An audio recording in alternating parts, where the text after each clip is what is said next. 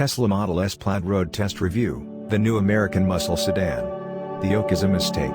Autopilot is just alright. And man, this interior, for how much? Short of being a fighter jet pilot, an astronaut or a race car driver, it's unlikely that you've experienced acceleration at the same level as the Tesla Model S Plaid. It's dumbfounding. Mind-altering. Verging on uncomfortable. The speed at which nature passes you by through the windshield and the side windows is akin to pushing high triple digits in an old Need for Speed video game, watching the world bend and stretch around you in that gamish way. It's difficult to comprehend without being in the car and feeling it. We knew it was going to be ridiculous, but it still managed to catch us, journalists who drive quick cars all the damn time, completely off guard. There's no denying it. The Model S Plaid is a special car, and its rapidity is guaranteed to shock you. That acceleration is but one part of this big sedan's stat sheet.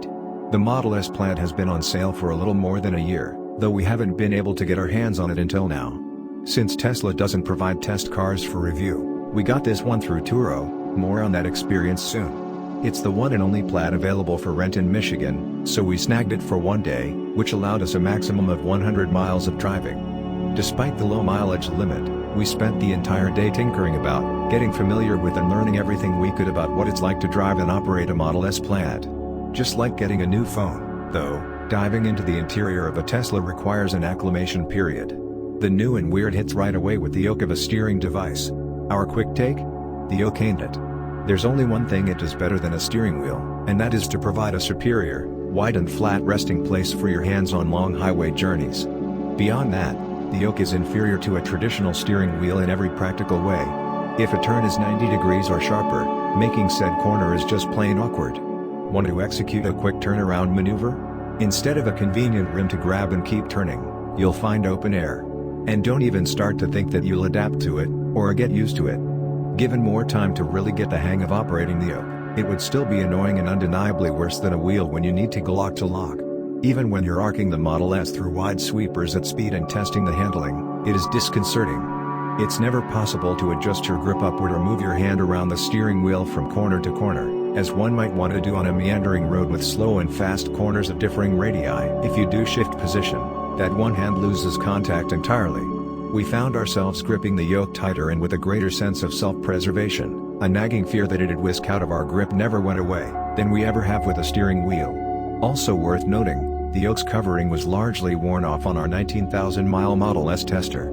And sure, perhaps that's due to heavy hand sanitizer/Clorox used throughout this rental's life in a pandemic, but it was a sad sight to see after just a year of use. We've rented other cars in the past year plus with similar mileage that didn't look anywhere close to this bad. As for the digitized Ferrari-like turn indicators on the steering wheel, those worked better than expected. The Model S is smart enough to realize when you've put the indicator on in an emerging situation versus signaling for a turn at a traffic signal. Without fail, the car would automatically turn off the signal right after completing a lane change, so a duplicate press was never necessary. Operating the windshield wipers in a similar manner, no stock, wasn't problematic either, mostly because you can just set the wipers to auto, and they'll smartly do their thing. The touchscreen shifter worked well enough, but the auto-shifting feature where the car is just meant to magically know which direction you want to head did not. We resorted to manually swapping between drive and reverse most of the time. And don't worry, we tried out the silly sound effect boombox horn, too. Senior editor James Rizek is right. It's a public nuisance. There really isn't much to speak of throughout the Model S Plaid's interior outside of the massive screens in front of our faces. Yes, screens. Plural. While the cheaper Model 3 and Y get one screen to rule them all, the Model S retains its digital instrument cluster.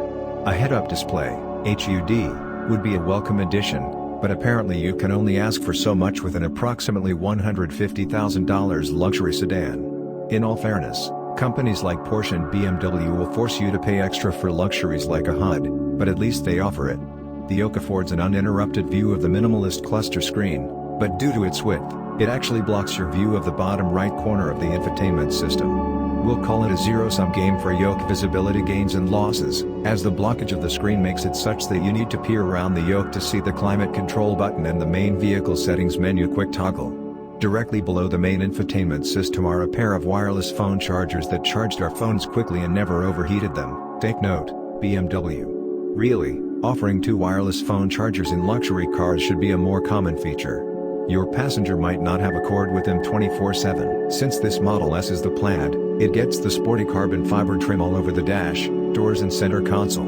It's subtle, as far as carbon fiber trim goes in luxury performance cars, favoring a matte finish as opposed to the glossy carbon you'll find all over European luxury cars.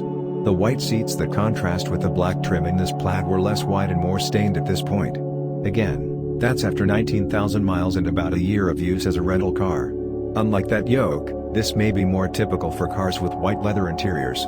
Either way, anybody who is thinking of ticking the box for the white interior should consider this propensity for staining before doing so. And if you were curious about other build issues, yes, the Plaid lived up, well, down, to Tesla's reputation with mismatched panel gaps. It was particularly poor where the hatch and fender meet, and misaligned trim. The glossy black window trim was embarrassingly lopsided, and that's something you'll see every time you get in and out.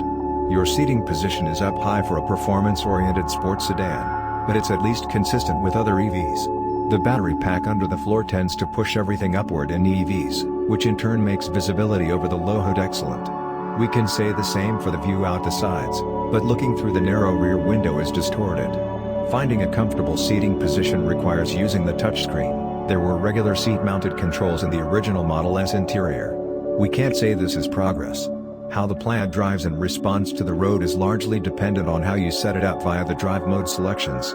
Accelerating in chill mode makes this tri-motor rev feel more like a Nissan Leaf from a standing start.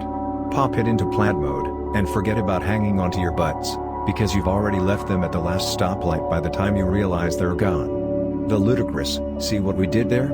Part about taking off in the Plaid is that going full throttle in Plaid mode results in acceleration that is already going to change your perspective about what it means to be quick.